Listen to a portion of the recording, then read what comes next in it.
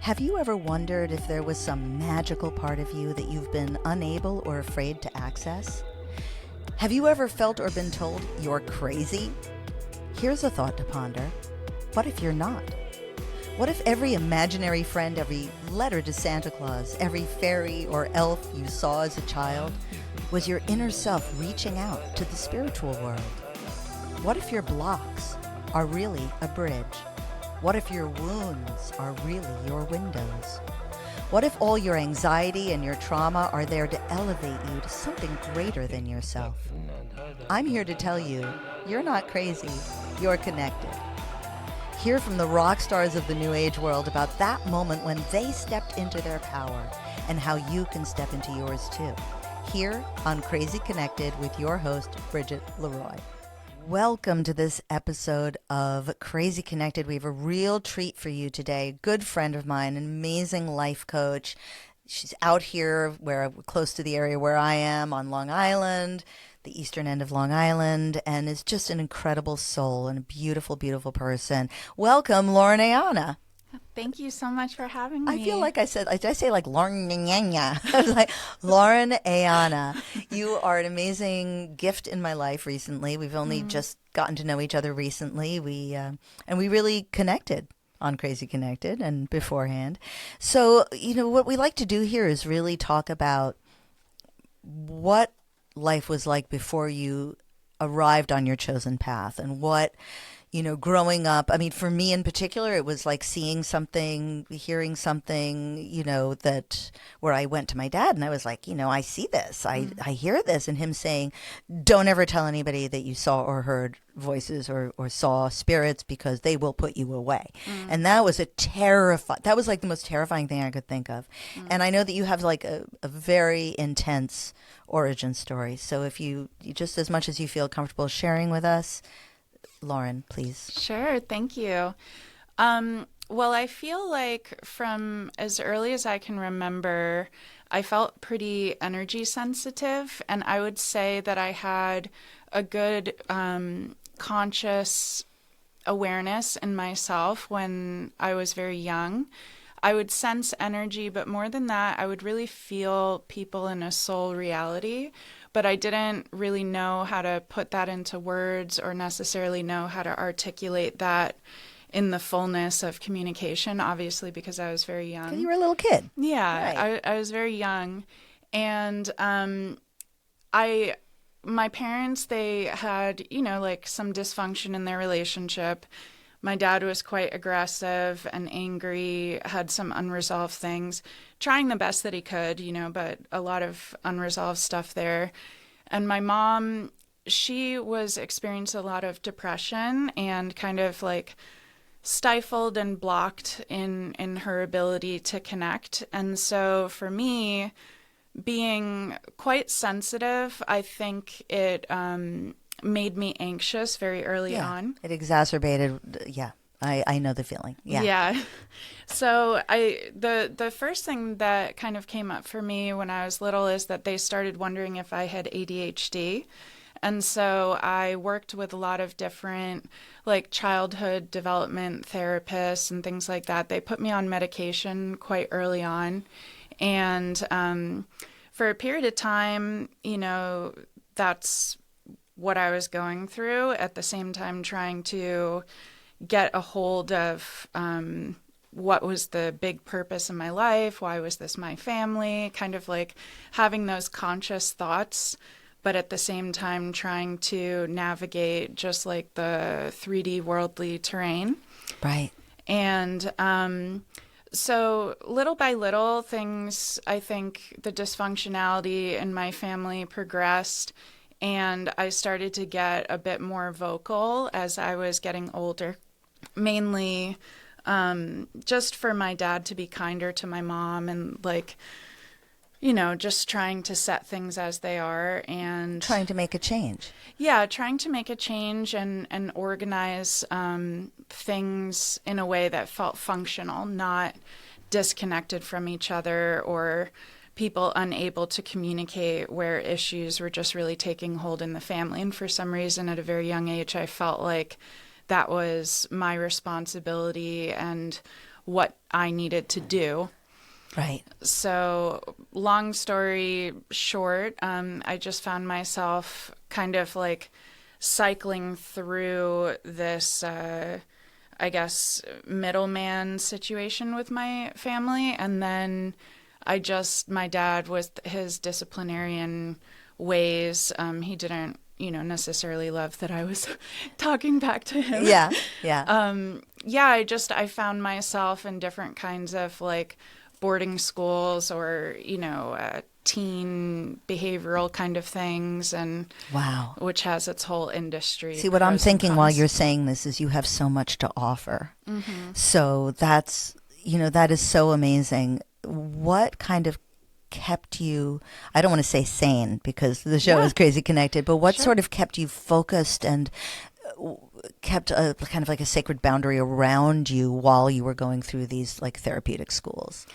Yeah, I would say that there was a mixture of some moments. I just, for lack of a better term, I just really, really felt my own soul.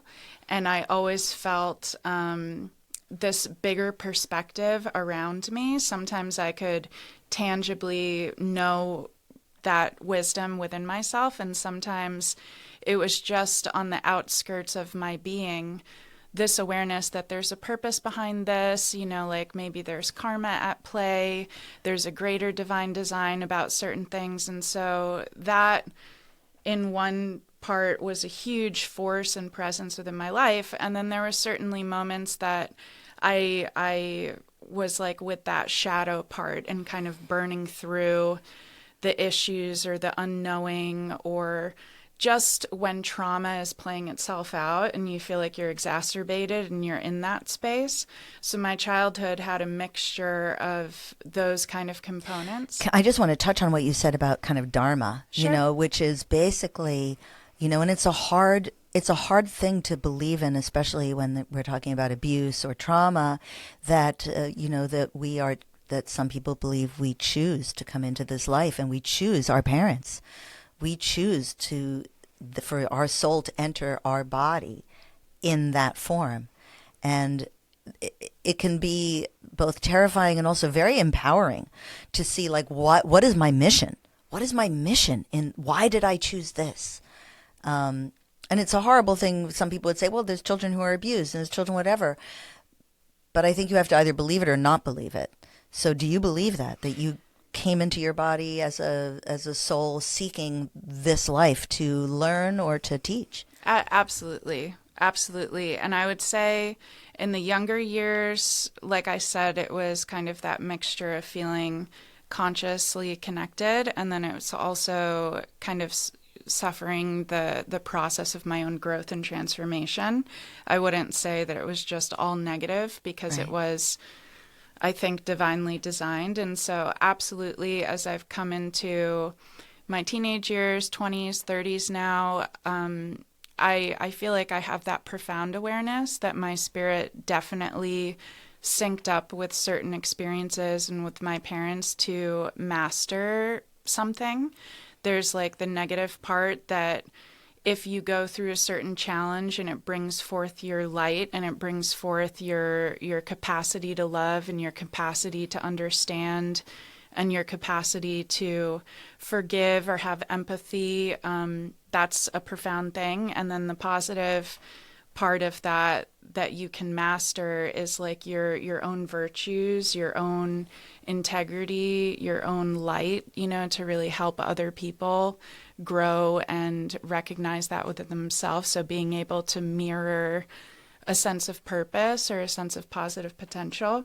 So I'd say that it's like, metal has to be heated up for it to become iron, and right. It's being forged. Right. And I couldn't agree more. I literally was just having this conversation with somebody else about, if everything is always okay, there really isn't room for growth. We don't grow because well, some people do, but like, oh, I think I want to grow. No, we usually grow because we're having to let go of something that has frickin' claw marks in it. Serious. Yeah. We grow through the pain. I mean, that's where the spiritual growth comes from that. It's like, I mean, there are the saints and the prophets and the, whatever, and the deities or the minor deities who sought without needing the fire, that you described with metal. But most of us need that kick in the ass. We do. And, as painful as it is, it does bring us to a place of growth. So what was sort of your hero's journey? Like, at what moment did you say, I'm not crazy, I'm connected? Yeah, well, I went in and out a lot of different places within this like troubled teen industry. And so from the ages of like 9 to 18, I was solidly in different places. And each one kind of had their different style, their different way of going about things. Some were kind of light and hippie-like, some were like really heavy and dark. And there was this one place that I went to where they had a whole bunch of rules, and it was very structured, like in a behavioral kind of therapy way. And I was about 12 years old at this time. And they had these like kind of point chart systems set up for people that was like, if you have this good level of behavior and you kind of follow what we say and do exactly what we want you to do for this period of time, you can like win a prize or something, or you can have this reward. And all of my young kid friends would be like, oh, I want to like go play this video game, or I want to do a phone call with my friends, or I want to do this or that. And I would always ask, like, I just want to go sit outside and I want to like really be able to absorb the air and like take a walk and just reflect. And wow, then, a 12-year-old. Yeah. Wow. Yeah. So it was like, but it wasn't just the sense of like, oh, I want like the freedom of outside. It was more, I really want to connect with nature because I feel like it's speaking to me. And I feel like recharged spiritually, So I would say it started very young, and then just the question of like, why am I living this? Kind of surrounded by other reflections of different people that are going through different pains. And I always felt like my case was much lighter than all of theirs. Oh, yeah, because you were in that environment. So kids were probably had Yeah. even worse origin stories and not the same tools. Was there a book or a movie or something that set you on this, or that was helping to any kind of resources during that time that really spoke to you? When I was 15, it was at a different place, one of the lighter places. It kind of was like super heavy when I was young, and then it got progressively lighter in the types of schools that I was at. And I think it was because, like, I don't know, maybe people were starting to listen that this was not really a good match for who I am. And so there was this one place that I went to when I was 15, and they did a lot of nature things. They actually did sweat lodges with the youth, and it was kind of hippie-like, in a way, for lack of a better term. No, I know what you mean. It was crunchy. Yeah, very, very crunchy, a crunchy, like, group therapy kind of place. And we had like garden crews. That's the place I want to send my troubled grandchildren. Yeah. One day, goals. Hashtag goals, Bridget. Go ahead. Yeah. So that was profound. Yeah. I remember one day, me and a couple of my friends, we decided that we wanted to do yoga together. So we did like 2 hours of yoga together every day, and there was 500 acres of land behind where one of the schools was. So we used to like, after class, we would take our shoes off and just like run like along the river. Wow. And it was just like very powerful to feel like, when I look back on my life, just to see how I was progressively kind of like burning through certain karmas within myself. And then, it got lighter. So wow, that's amazing. Yeah. So we've got you up to the age of 15 at this point. Yes. So, I Yeah. mean, if this is uncomfortable, then, you're always welcome to say you don't feel like talking about that right now. Sure. But did drugs and alcohol play a role in maybe kind of tamping down your spirit or your connection?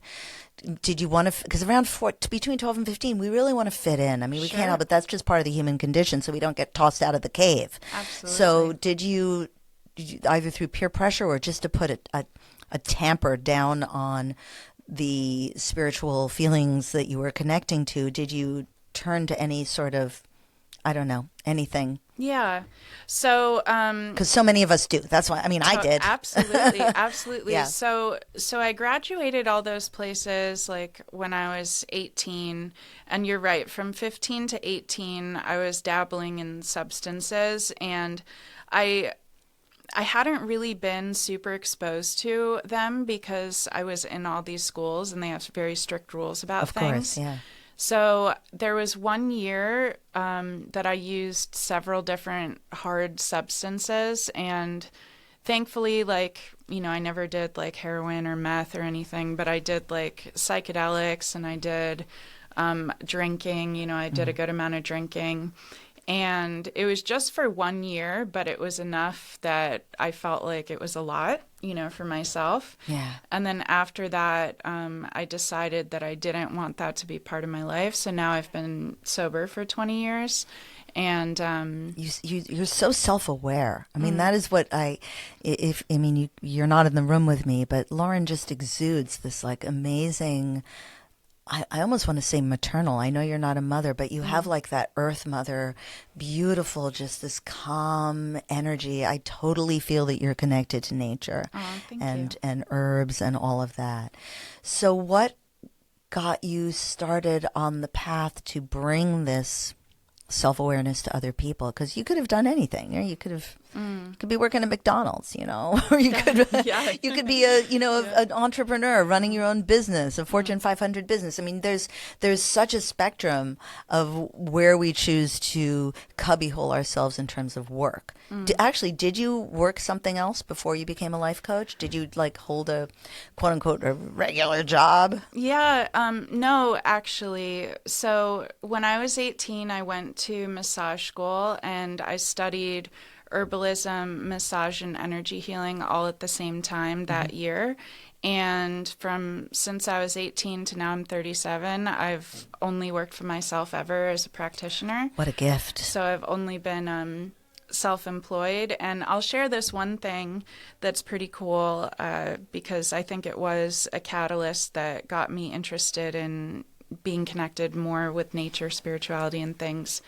I was 15, and it was in this, alternative kind of hippie-esque, crunchy boarding school. Right. And we had a Native American elder come and speak with all the kids, and I really appreciated that because it was introducing different elements of, perspective to understand ourselves. And he was going around the room and saying to everybody like what he thought their like spirit animal was. Yeah. And there was maybe a group of 100 of us. And when he got to me, he was like, "You stand up and come into the center of the circle." And I was like, "Me?" And so I stood up, and he was like, "Your spirit animal is a deer." And he was like, "You have to master like elegance and grace within yourself to be free and not feel like you're stuck in the spotlight of things you can't control." So I felt like that really, I don't know, like was a confirmation of my spirit to embrace what I already always felt and not let the hardships that I had been through like stun me or shock me or freeze me, but instead to like move through my life with that sense of grace. I have to, I mean, I didn't know this before now. Yeah. You know that the deer is my spirit animal. Oh, really? Where Oh my deers- gosh. I have it on, I have a Wow. tattoo on my back. Aw. That was the animal that was gifted to me Wow. by my shaman. Wow, that's and amazing. I was like, really, a freaking deer? Like we call them rats with antlers here on Long Island. Are you kidding me? Yeah. A freaking deer? Those dumb. Yeah. And then I got to know about the noble spirit and everything that you just said. But when you were just saying that, I was like, oh my God, crazy connected. That's amazing. Of course course you're a deer. That's so beautiful. And I'm sure since then other animals have come to you. Sure. And I think that probably, maybe a coping mechanism. I know that for me and for just any child who might feel alone, and I talk about it in my introduction, is like we have imaginary friends. We talk to nature, we talk to the animals because we need to surround ourselves with positive spirits when we're going through something that might be termed negative in our real life, and that sounds like this was such a gift, this place you went to, and I want the name of it after when we're done. I want to know about if this place is still around. I want to go there. So Lauren Aiyana, this is just an amazing conversation.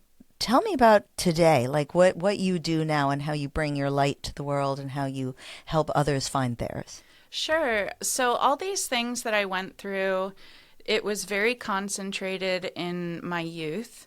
And really, once I turned 18 and I set out on my own path, I truly haven't had really any experiences that have been really, really intense like that. A lot of my friends or people that I know, clients, they say that they went through shocking things in their adult years. Thankfully, I really haven't, but I got it all done when I was in my youth. You wash your hands. Oh my God, I got a master's degree in trauma. School of Hard Knocks. Yeah, overcoming trauma. So I think it fast track developed me when I was young, and really in my 20s, I think I was processing it a lot. And now in my 30s, I've just been, I think, shining that with the world and just working with clients, helping them in their journey of personal discovery and showcasing to people that insight, it's more than just our mental and emotional process, but it's also in our spiritual growth process. So that's been something that, I've really been focusing on in my adult years. And I also am very spiritual in my connection with nature. I also feel really connected to Christ, and that's been something very powerful for me, is the Mother Earth and Christ. Yeah. Well, when we go down to Costa Rica, Eric and I, we have this sounds so spoiled, but we have a gardener guy, and he's, they're very, very Christian there, very Catholic country, but he still uses the moon to plant. He's no, I can't plant that because the moon cycle is off, and this is, so there's this connection to the mother and to the son. Or the Father, the Trinity. So, I'm not Christian. I'm not any organized religion, and I'm 61, my friend. Yeah. So I'm twice your age almost. Yeah.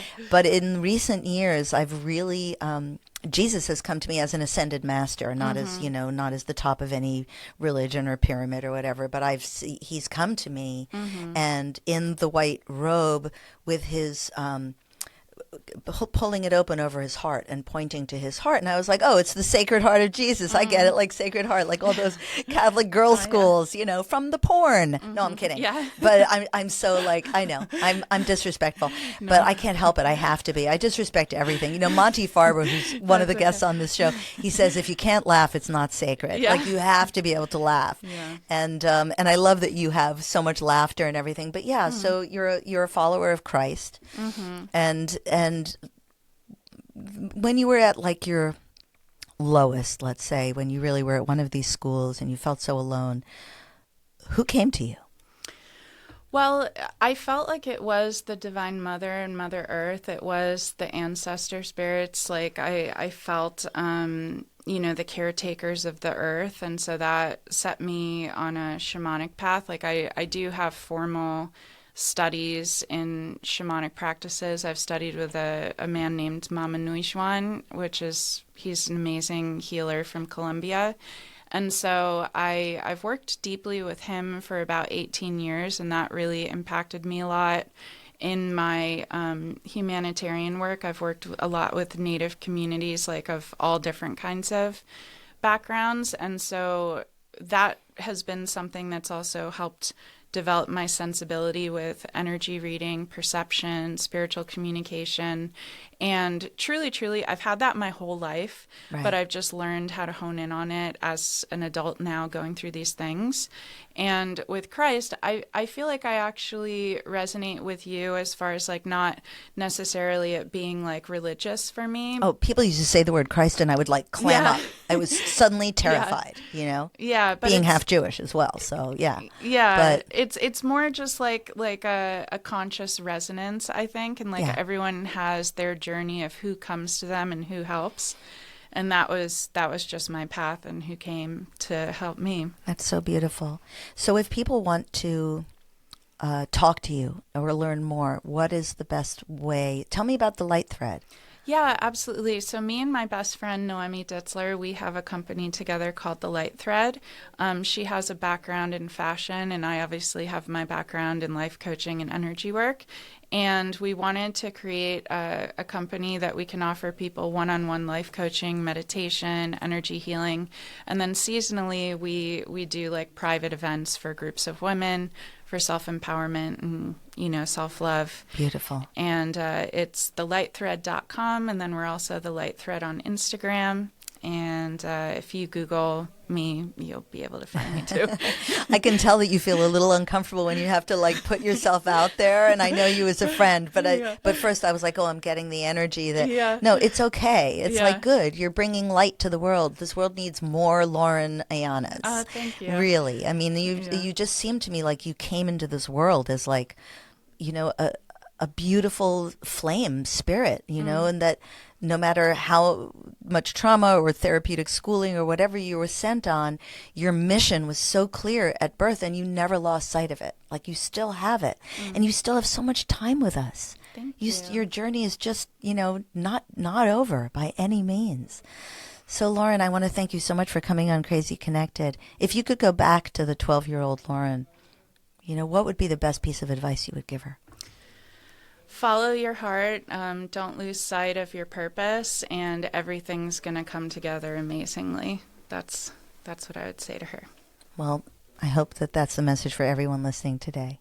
Believe in yourself. Thank you, Lauren, so much for coming on Crazy Connected. Thank you. Lots of love. Thank you.